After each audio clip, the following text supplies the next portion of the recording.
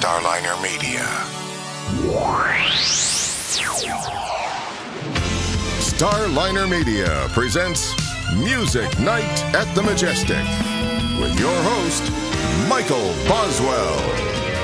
Brought to you by OutdoorTVExperts.com. Everyone is spending more time at home these days, so wouldn't it be nice to watch a game, a movie, or even better, a concert while sitting on your patio or relaxing in your pool? Visit OutdoorTVExperts.com and use the Music Night discount to receive free shipping. OutdoorTVExperts.com, OutdoorTVExperts.com. Okay, Michael, my part is done. Whether the rest of the show is any good is entirely up to you. All right, we are here with Mr. BJ Thomas. BJ, welcome to the show. No, thank you. Thank you, Michael. Good to be here.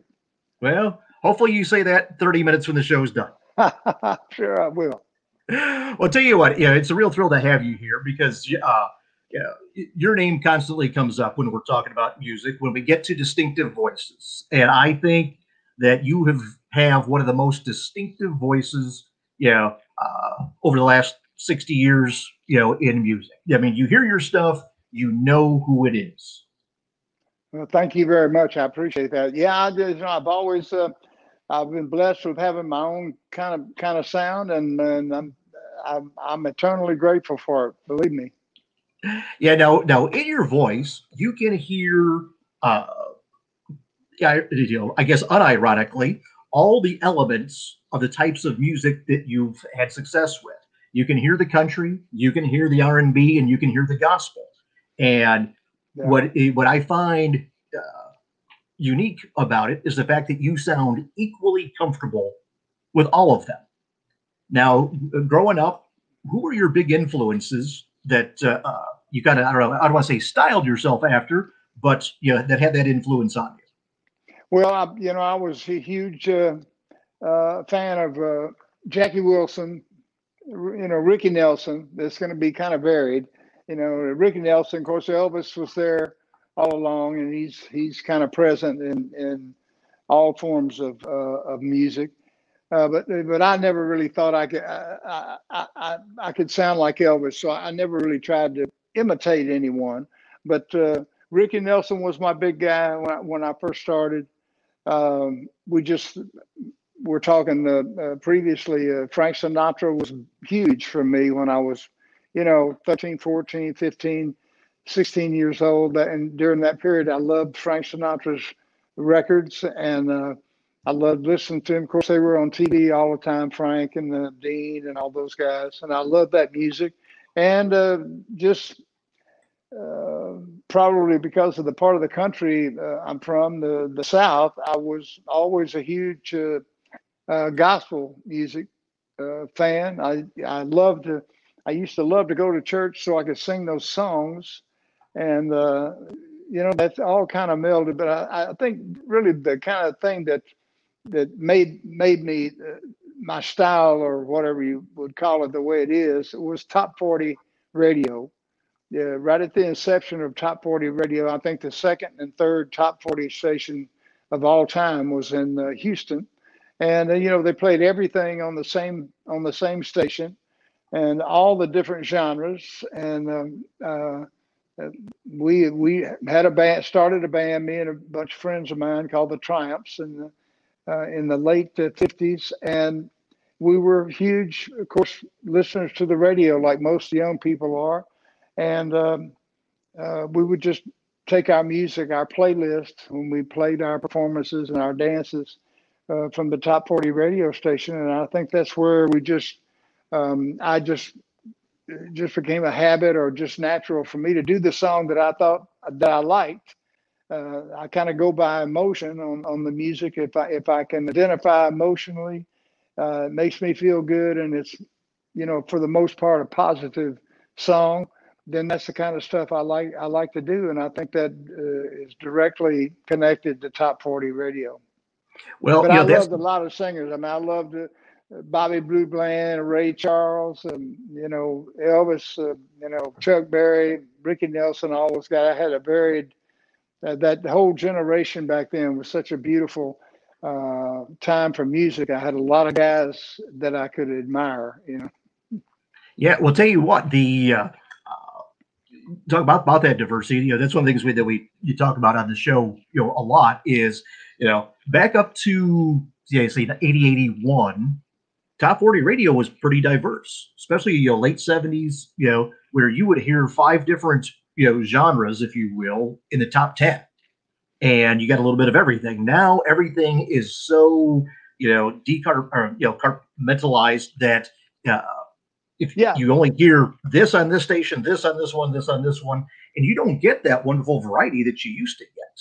No, I mean it's different now, but I mean music is that way. It's always changing, and it's always going to be different from generation to generation. But we had a thing back then called what they call pop music, and pop was just short for popular, and all the popular things were played on one station, and from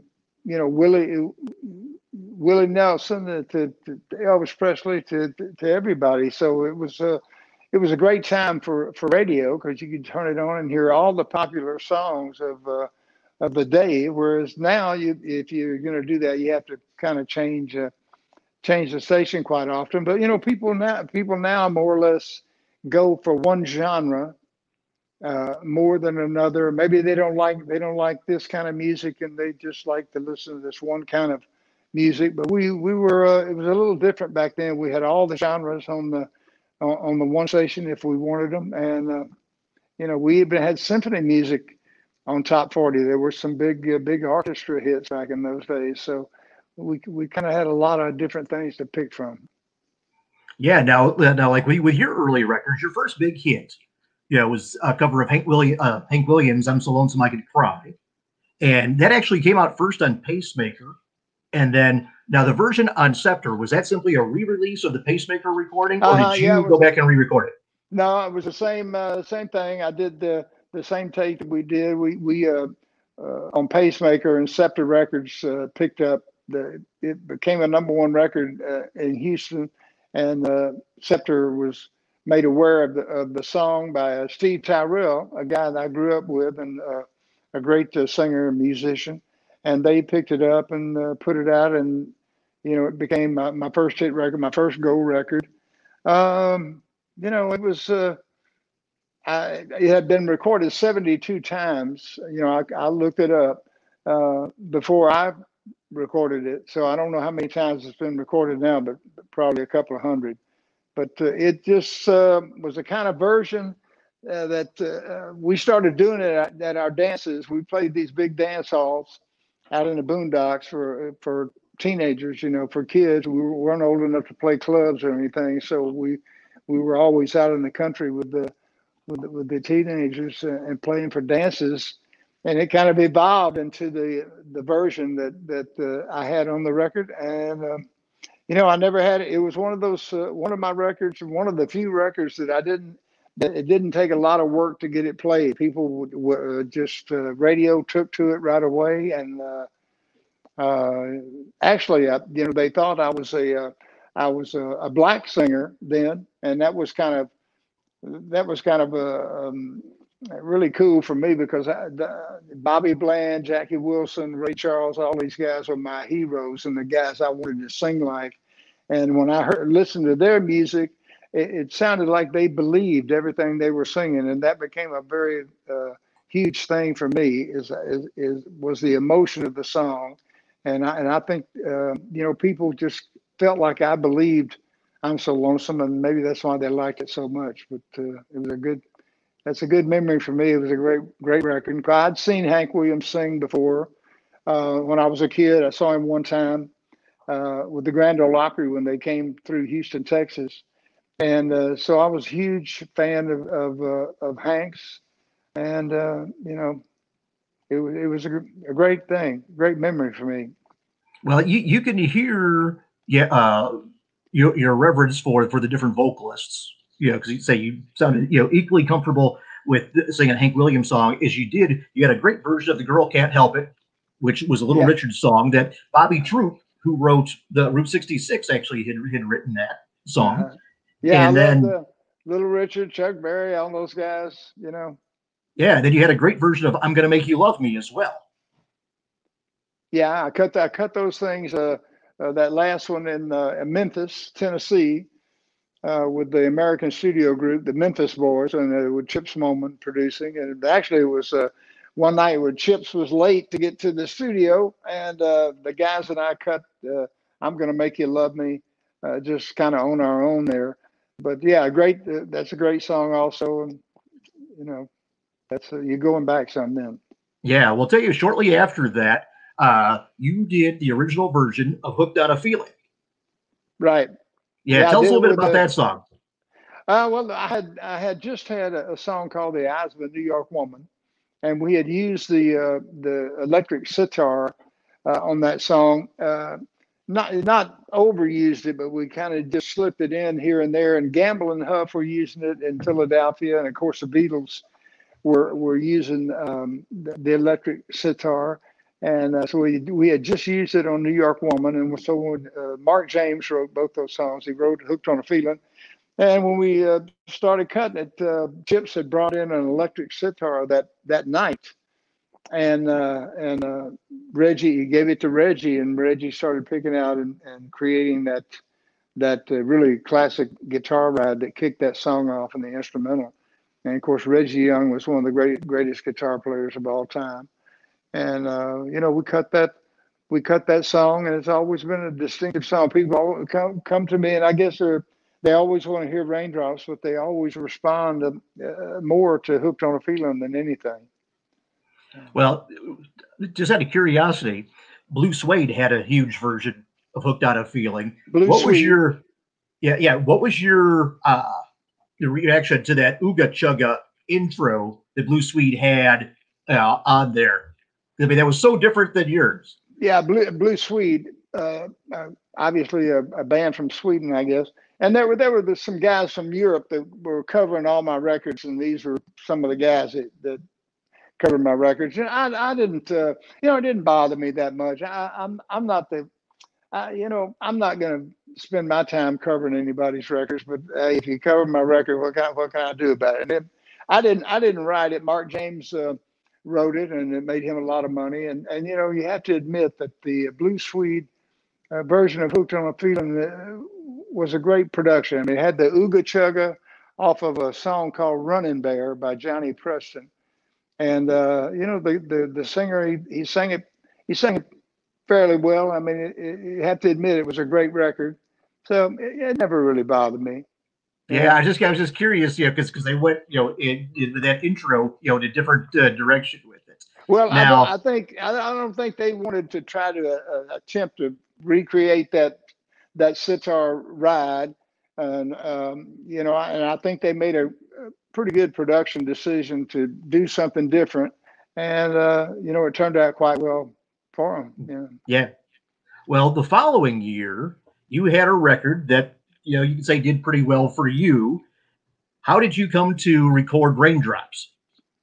Well, Hooked on a Feeling had something to do with that, but I was with Scepter Records at the time, and they asked me about the time I had "Hooked on a Feeling" if Gloria and I just got married. Gloria and I just got married, and they asked me if I'd move up to New York, and because they had been doing a lot of music with Burt Bacharach and Hal David, because Burt Bacharach and Hal David were producing and writing most of Dionne Warwick's material, and she was the mainstay at Scepter Records. And so I had moved up, and I had been working with Mr. Bacharach on songs, and we'd get together at his apartment, and we would go through songs, and we hadn't really found the exact one that we wanted to do yet. But when the bicycle scene thing came up, I kind of was in the right place at the right time, and I just had a big hit record, and so I had a lot going for me, and they gave me the shot to do it. And I flew out to California and did the bicycle scene, and then we re-recorded the song a few weeks later for the #1 record. So always, I mean, you can't get any better than Burt Bacharach and Hal David. So. No, you can't. Beautiful. No, you can't. Well, to tell you, that it was a couple years after that "Rock and Roll Lullaby" was one of your records. That's another song that has become a standard. Well, that's one of the great things. One of the good things that happened to me in my career is was lucky enough to work with some of the great songwriters and composers of my time. And the Rock and Roll Lullaby was written by Barry Mann and Cynthia Weil, and they were, one of the all-time great songwriters. And they wrote "You've Lost That Love and Feeling" and just a ton of stuff. And they had written "Just Can't Help Believing," which I had done years before Rock and Roll Lullaby, and they brought me that song. Actually, Steve Tyrell was producing my records at that time. Steve Tyrell and Al Gargoni. We were doing Billy Joe Thomas, the album Billy Joe Thomas at Electric Lady in the Village in New York, and Barry brought us that song, and probably really the best produced song, and maybe the best sounding song I've ever recorded. It just had it had Darlene Love singing back up with the Blossoms and the Chiffons, and Dwayne Eddy playing that guitar thing on the front. Barry Mann was playing piano, and just of course Steve Tyrell and Al Gargoni producing, and just a beautiful song. I love to do it, and it was one of my good records. It's like you're in the name dropping you're doing there. It's like you're checking off all of our wish list for guests on this show. Yeah, you need to get them on. I mean, Bert, of course, Mr. Bacharach is still out there. I just worked with him about 3 years ago, I guess it was now. We did the bicycle scene out in LA for the Painted Turtle, the charity that Paul Newman established for handicapped children camps, summer camps for them, and we performed that song. And and he's still, no one ever played like Mr. Bacharach. He's still a beautiful, handsome, charming guy, and great time. All right. Well, tell you what, you mentioned Chip's Moment a little while ago. Yeah. Let's talk about the song that has the record for the most characters in a song title ever. Hey, won't you play another Somebody Done Somebody Wrong song? How did that? I've heard that. I don't know if that's true, but I have heard that said. But yeah, we did actually. I made a lot of music in Memphis with Chips and the American Studio Group. They were called then. They're called the Memphis Boys now. But Chips and the band, the studio band, had moved to Nashville, and this was '75 when I did it, and I had just finished Rock and Roll Lullaby, and we had some things, and we kind of had some bad luck with it. We had a lot of great songs on that album with the Rock and Roll Lullaby, but the record company went out of business. They went bankrupt, and so for whatever reasons, and so I was with ABC, I think, at that time, and I went to Nashville, and Chips and I hooked up again, and actually, Wrong Song, Somebody Done Somebody Wrong Song was the last song we did on the album. We had finished the album, and Chips played it down for me on the. We sat down and listened to the entire album, and Chips said, "B, I don't know if we have a hit record on there yet." And I said, "I don't think we do either." And anyway, the Bobby Emmons, the guy that played organ in the band, suggested that hey, Chips, play the song you just had written. He had just written the Wrong Song with Larry Butler. And Larry Butler, of course, is the guy that did all the Kenny Rogers things. And so he played it for me. And, it just obviously was, especially after we recorded it, it's just, you always hope something is going to be successful, but it just obviously was going to be a great record. And, people were going to love to sing along with it and that kind of thing. So, it was one of my favorite songs that I recorded for sure. Yeah, I would think. Now you also then a few years later had another country #1 with "New Looks from an Old Lover." How did that song come about? Well, that was co-written by my wife, Gloria, and Red Lane and Latham Hudson.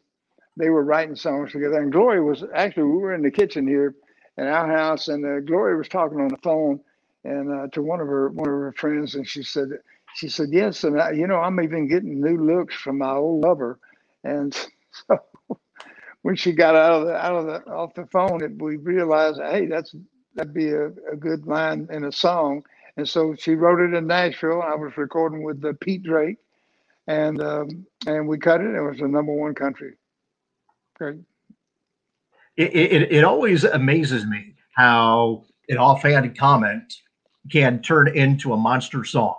Yeah, the songwriters are always working, trying to write, but the main thing that they need is an idea, something that catches your attention, and that was a good line. Yeah, exactly. Now the single after that from the same album was Two Car Garage, which was also a big hit for you as well. I think Old Fashioned Love probably yeah, that's right. It was the song that followed, and Old Fashioned Love was a #1 record for us too. And then Two Car was written by J.D. Martin, and I'm not going to recall the other writer. Oh, I can't believe I don't remember. Yeah, him. But that guy. Yeah, but Two Car, it was pretty good. It didn't quite go #1. It was a #2 record, but. We had kind of been in gospel music for a few years, and so when I went to Nashville, I was very fortunate to hook up with Pete Drake, the legendary steel guitar player, and he was a great producer and writer, and he kind of had a real good idea of the kind of stuff I should do, and it turned out pretty good. We had a couple of #1 records and a #2, and he was great to work with. Yeah. Well, we've covered a lot of the songs that are your iconic songs. Now, there's also songs that you recorded first that became hit singles for other people. For example, in '77, your version of "Here You Come Again," another Barry Mann, Cynthia Weil song, yours came out first, but then Dolly, that was the song that made her a mainstream pop crossover act. Yeah, I think that was her first big pop song, and actually, I never had it out as a single. We had the choice between "Here You Come Again" and "Don't Worry, Baby," and I had always loved the Beach Boys so much. I loved how our version of "Don't Worry, Baby" came out, and it was kind of different for me at that time. It was kind of a difference that I was looking for, and so that was the one I favored coming out with. And actually, Dolly called me, and she said, BJ, are you going to put out "Here You Come Again"? And I said, no, I don't think so. I think we're going to put out "Don't Worry, Baby" first. And we probably would have put it out, but she said, can I do it? Would you mind if I did it? I said, no, not at all. You go ahead. And she took the same band I used, which was the American Studio Group. She took that band in, and they cut it, and that was her first big pop thing, and I've always felt like I was kind of a part of her really awakening there and becoming so popular. And of course, we all want to do as good as she's done. Yeah. Well, I'll tell you, you mentioned "Don't Worry, Baby." You were on Larry's Country Diner or whatever, I believe it was. But anyway, you did a live performance. I did it on there. Yeah. It was just you and Jimmy Capps, the great Jimmy Capps. Yeah, the great Jimmy Capps. Wonderful guy over the years, and played on practically all the records I've ever recorded in Nashville. We did a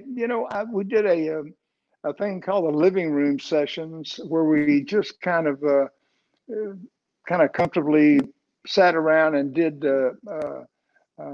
I was kind of against recording my hits again, but they kind of gave a new angle on it to do it acoustically and do it in a more comfortable way. And we did quite a few duets, but we did "Don't Worry, Baby," and I really like that version.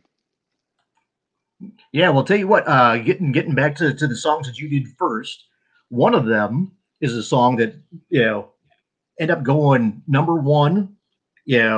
12 years after you did, in 1970, you did the original recording of "Always on My Mind." Right. And then 2 years later, Elvis, had the hit with it.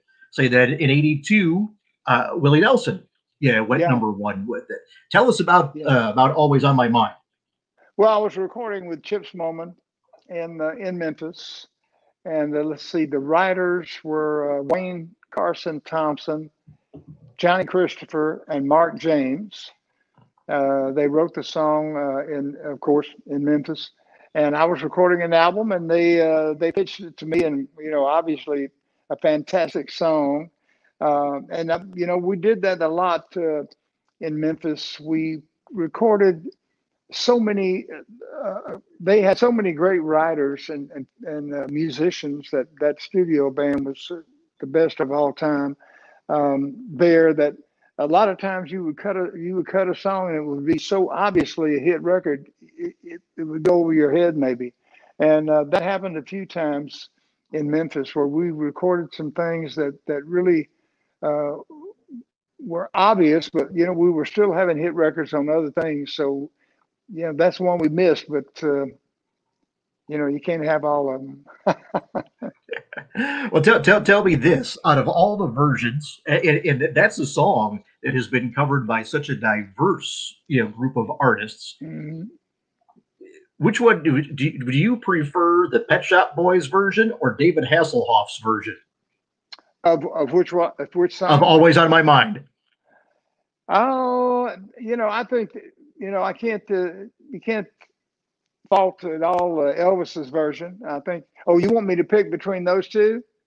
Well, you can't go wrong with Elvis. I mean, I loved his version, and of course the Willie's version was fantastic. You couldn't beat the way he did that. I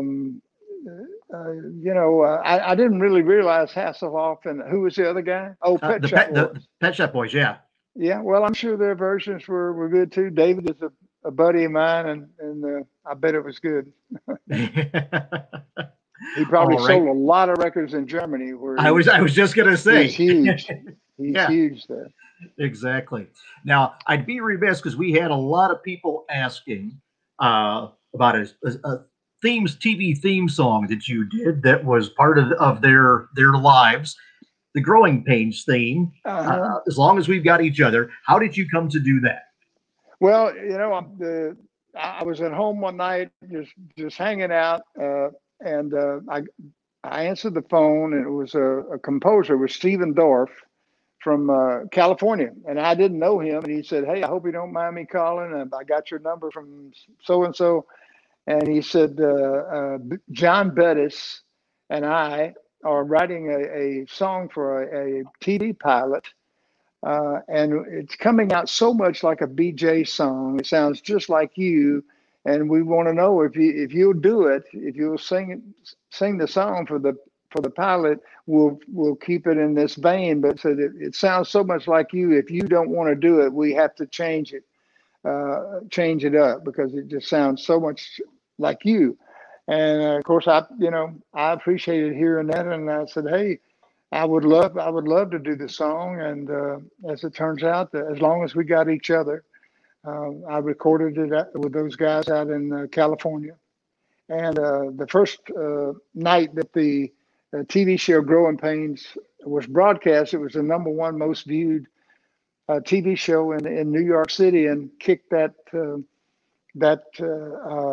show off. And probably I got more airplay on that song than Raindrops even. I mean, it's just played so many times and across the world, and I love that song. And I get a lot of requests for that when I perform, and it was great being connected with that. The great Steve Dorff and John Bettis.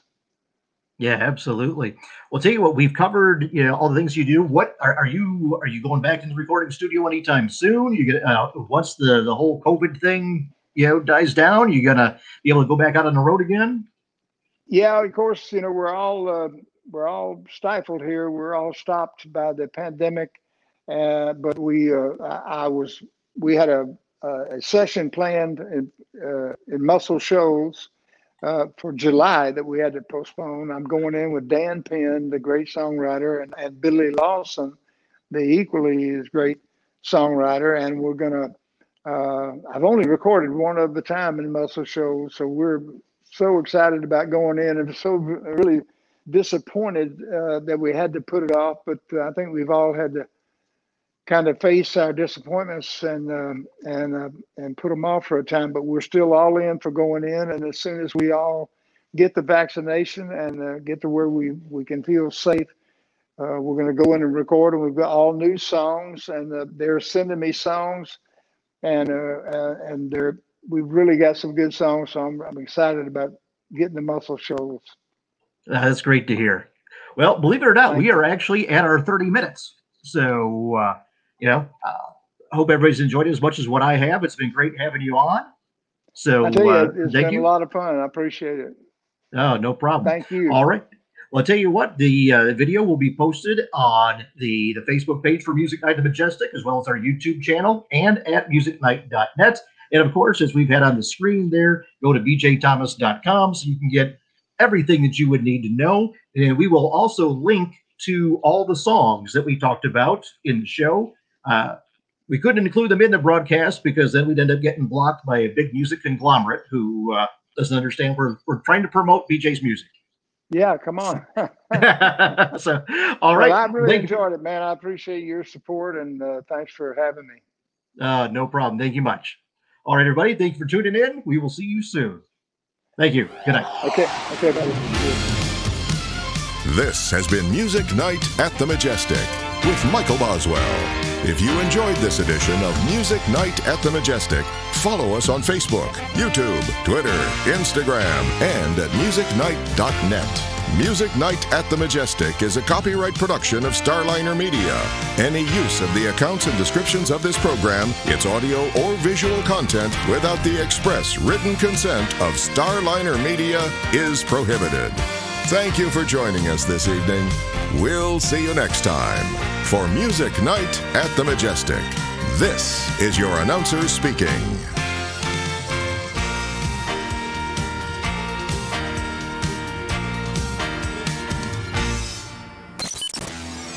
Starliner Media.